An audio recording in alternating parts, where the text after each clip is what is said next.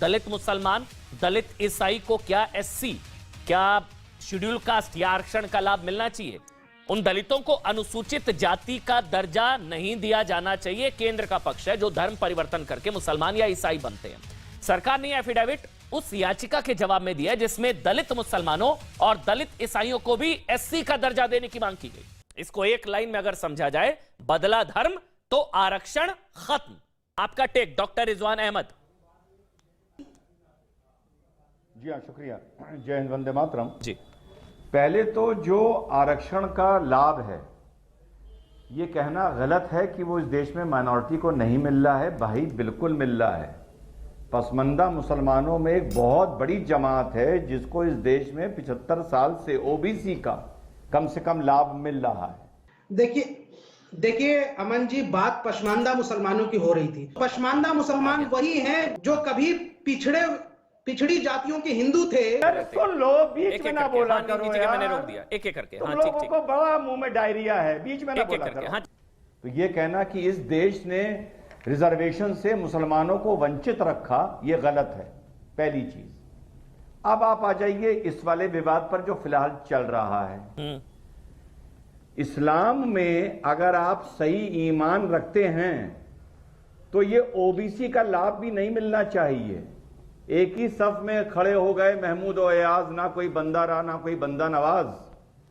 भाई इन मुसलमानों से ये पूछिए कि इसमें कास्ट सिस्टम, कोई नीची जात कोई ऊंची जात, ये कब आया और कैसे आया और कौन सी कुरान शरीफ की कौन सी आयत से ये अथॉरिटी लेते हैं कि ये नीची जात है और वो ऊंची जात है, या कौन सी हदीस से ये अथॉरिटी लेते हैं कि कोई नीची जात है कोई ऊंची जात है? ये करते क्या हैं?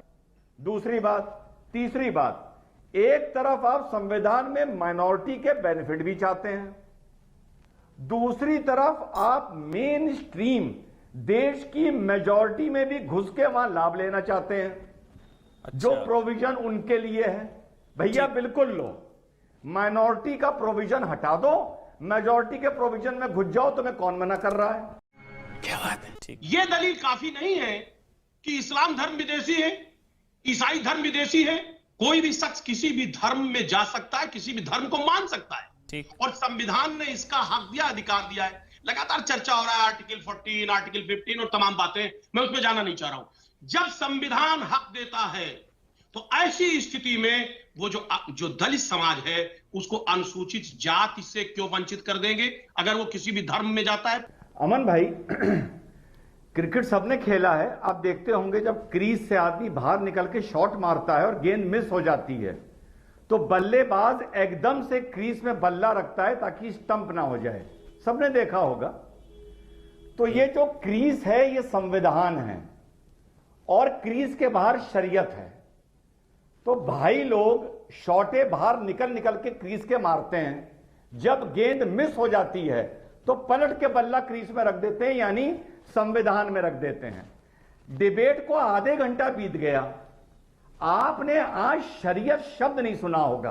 ठीक है, बार-बार शरीयत ला रहे हैं। एक मिनट भाई, वो खुश हो रहे हैं आज से। एक मिनट सरवर साहब, एक करके रिक्वेस्ट। संविधान आज बोल रहे हैं, अच्छा लग रहा है। मैंने बोला ना, गायब है। अजीज खान भी आज यूसीसी की बात कर रहे हैं, आप सबको संविधान याद आ रहा है, वो उसी की बात कर रहे हैं। एक एक करके प्लीज रिक्वेस्ट कर रहा हूं। ठीक, एक मिनट एक एक करके प्लीज। अब आज शरीयत गायब हो गई, चलिए कोई बात नहीं, गायब हो गई। अब मुझे, लेकिन मैं तो गायब नहीं होने दूंगा। मुझे लगता है जानबूझ के कर रहे क्या। अब मुझे भाई लोगों से यह पूछना है, अजीज खान भाई ने बोला कि जब दलित हिंदू मुसलमान होता है तो उसे आरक्षण क्यों नहीं मिलेगा? हाँ, नहीं, वो मुसलमान नहीं हो रहा है, वो दलित मुसलमान हो रहा है, दलित मुसलमान। अब आप जितने भी यहां मुसलमान बैठे हैं, मुझे वो कुरान शरीफ की आयत बताओ जहां पे दलित मुसलमान, पिछड़ा मुसलमान जैसे इंसान का जिक्र है जो इस उम्मत में होगा। कोई ऐसी आयत या हदीस है तुम लोगों के पास, या आज सिर्फ संविधान खेलना है? शरीयत को आज किनारे कर दें डिबेट में।